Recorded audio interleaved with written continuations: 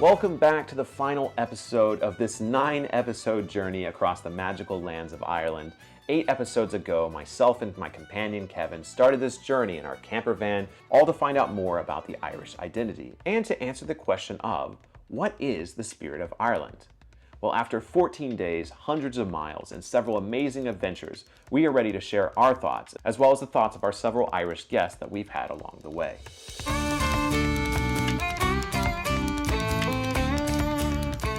First, we wanted to share the thoughts of Kiva, who joined us at the Hill of Ishnok and shared her answer to this question after attending the festival. All right, so one final question for you, because this is the question of the series. This is why I've been filming this entire, it's like seriously like 7 or 8 episodes at this point. To you, what is the spirit of Ireland? What is the spirit of Ireland? I think the spirit of Ireland is wildness. It's something that it's hidden in the soil and it's waiting to arise. And you see it in certain areas that haven't been intensively farmed. It's in the rocks, it's in the soil, and it's just awaiting to arise, that wildness. The wild creatures, you know, the creatures that were here that contribute towards that wild essence, those ones have been lost. And I think when we're talking about that domestication of Ireland, the fact that we don't have any wild predators, wild creatures roaming the land, creating that chaos that is actually a natural part of the world, of the universe. We're too rigid here, and the wildness is the missing element. And the wildness is the biodiversity, the wildness is the spirit, the wildness is the essence of the land, deep within the land, and it is still there. And all it needs is a chance to actually grow. If you couldn't tell through the various episodes that we had him in, we can't get enough of what Connor shared with us in episode 2, 3, and 5 of this series. So we also had to ask him what he thought the spirit of Ireland was as well. To you, what is the spirit of Ireland? Spirit of Ireland. Jesus. It's definitely not a leprechaun, probably. But spirit of Ireland. Do you know what jumped out at me? I'm thinking there would be the harp, maybe. I know that actually seems quite stereotypical, but there's something that even historically that, you know, again, the colonizers knew how important, again, poets in the Philly, in Irish, the poets and the musicians, bards and whatnot, but harpists were really integral high up in in hierarchical society historically in Ireland. And so that was another thing. If we talk about wolves and their extermination, they hunted harpists, would you believe, in Ireland. And I'm thinking, well, what's on our, you know, our notes or what's on our coins is the harp.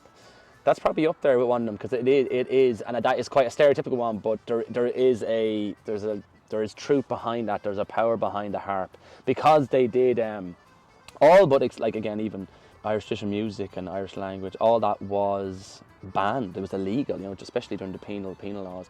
But you weren't allowed to play your music, speak this language, to play the sports, the customs, practice the religion.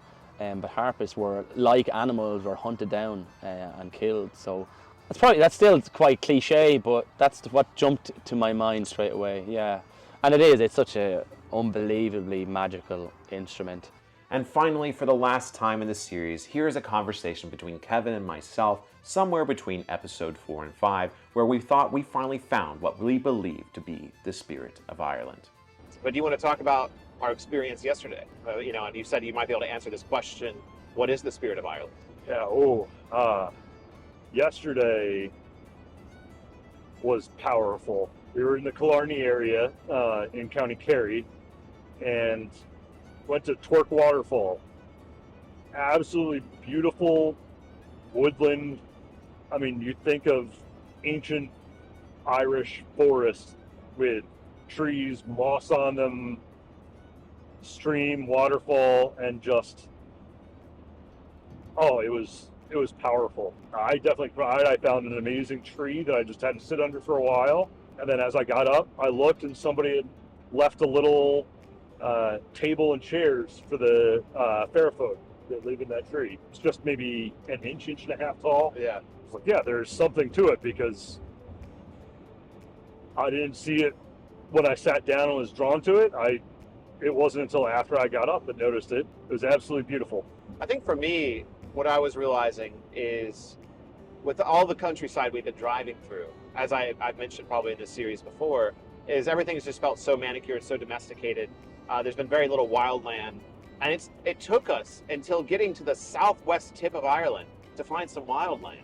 Now, Yeah. granted, if we would have taken a different route, it might have been different, but we drove for hundreds of miles. Mhm. And it took us until then before we felt something like, here is the wild.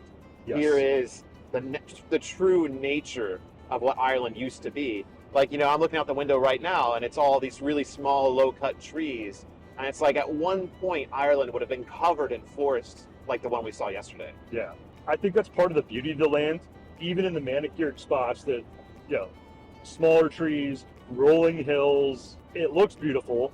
You're like, maybe not spiritual, but it looks beautiful.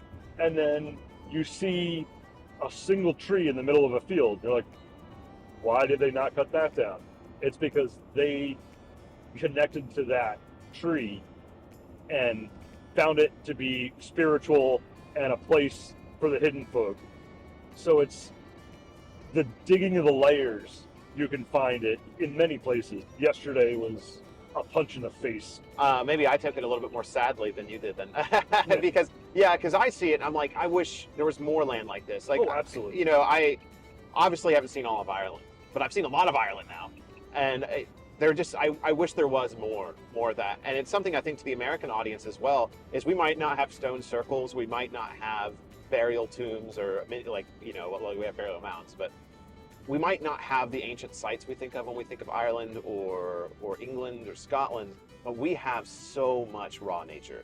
Yes. You know, it's not everywhere, but most states have a national park. Most states have state parks. Mm-hmm. And they're really beautiful. I mean, I know even like Illinois or Indiana, there's places there that you think of corn, but they have areas that are really beautiful. Yeah. And I think that's one of the greatest strengths about living in America is the land itself. And I think it's something we lose sight of. You know, I know personally, I always want, you know, I was thinking, I want to go to Europe, the old country and all this, but the old country doesn't have a lot of the old land left. You know, in Scotland, what is it, like less than 1% of the native woodland remains. Yeah. Whereas in the United States, we still have fairly large areas of native woodland. Yeah, and I mean, yesterday we were walking around Killarney, and there's a beautiful park, landscape park, right in the edge of town. And there was a sign talking about the wilderness. The lords would come in, and when they built their manor houses, there was a certain status to having it be wilderness, but not how we see it as just wild native land. It's planted wilderness, so it's not quite wilderness. Right, yeah. To me, the key part of wilderness is the term wild. Right. Untouched. At the time of me writing the script and recording this voiceover, I have no idea how the series will turn out, or how it will be received by you, the audience. But I truly hope you've enjoyed this journey, the conversations and the footage of this insane 2-week journey through the heart of the Celtic world. Truly, it would not be possible without all the support of my supporters on Patreon and here on YouTube members. So if you're able to donate in any way, it genuinely makes a difference in creating this content. And if you cannot support monetarily, please like, comment, and share whenever possible. I must admit, this series has been a lot to do, and I don't know if I'll ever do another like it. But until then, it was an honor and a pleasure to take you with me throughout this journey. Thank you to Kevin for his companionship, laughter, and thoughts during this journey. Thank you dearly to Andrea and her husband Jay for loaning me this camper van to make this journey possible. And thank you to all the Irish voices we recorded on camera, and to all those who inspired us and showed us warmth, kindness, and hospitality along our journey as well. So after watching this series and following us along on our journey, what do you believe to be the spirit of Ireland? Let us know in the comments below. And for the last time, thank you so very much for joining us on our mad dash across the Emerald Isle, answering this question of what is the spirit of Ireland?